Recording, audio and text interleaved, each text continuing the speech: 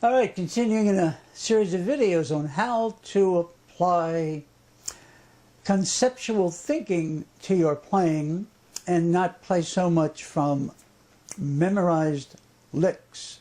The idea is to be able to make up endless licks from things you've already learned using these devices that we're talking about in these short videos. I'm Dave Shapiro from Sacramento. Look me up either in person or by email, online, whatever way you can find. We'll let you know how to do that later. Okay, so the subject of the day is the famous octave type approach that Django Reinhardt was the first to use it in jazz that I know of, instead of playing just one octave melodies such as Django used to, of course he played with the pick. He would, well, heck with the pick. He would play it like this.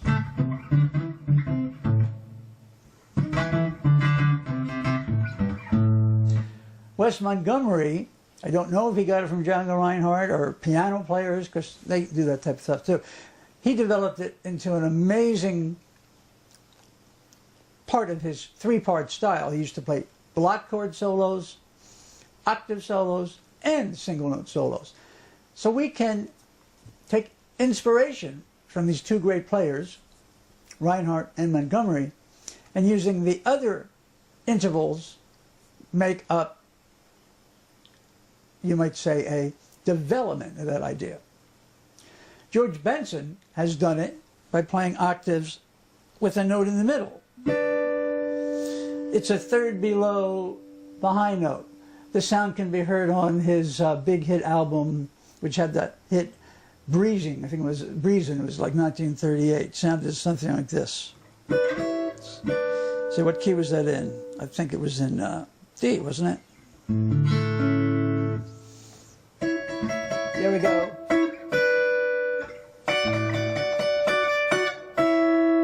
See, if you didn't have the middle note, it would sound like this.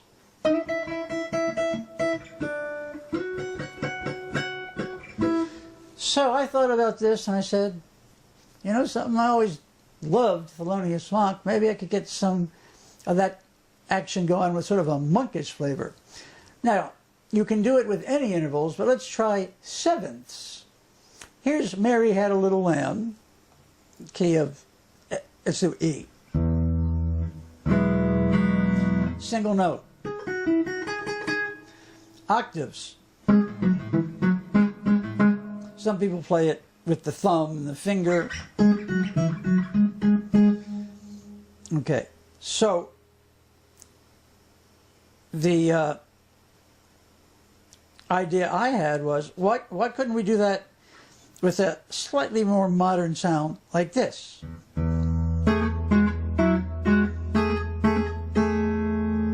So we have below the melody note G sharp, not an octave G sharp, we have an A natural, which is a minor seventh below. So we just go through the scale in sevenths. The next one is a minor seventh. I'm sorry, it's a major seventh. Okay, so say we're jamming over E minor, some kind of modal jam or something. I mean, it could be anything, right? But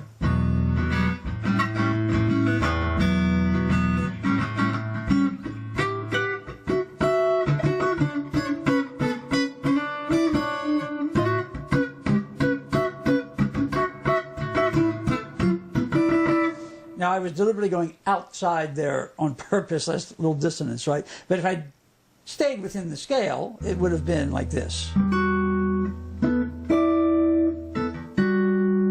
I just got a little weird on you and went. But send me to jail. What can I say?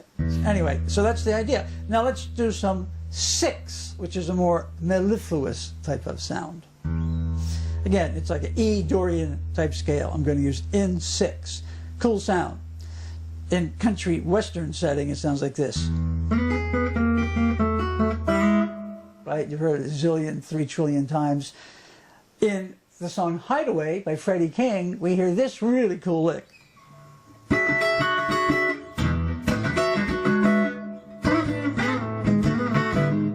So it's been done before me, that's for sure. However, why can't we pursue it a little bit further?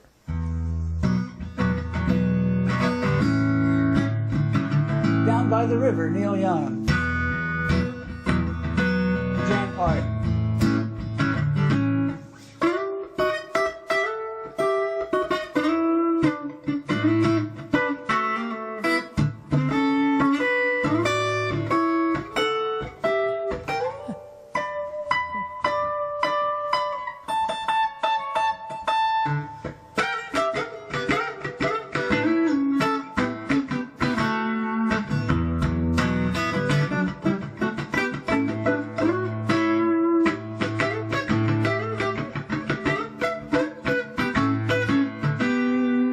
If you practice and you know where to go, you can do it pretty quick, like Wes Montgomery did, right?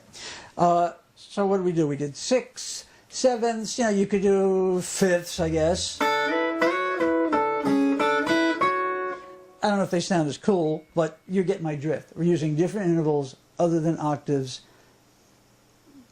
We got the idea from Wes Montgomery and so on and so forth. So, development of anything you've learned at a given time is a big one. If you can get yourself to do that, you'll be amazed at what we can come up with. Okay, till the next time, from the eccentric world of me.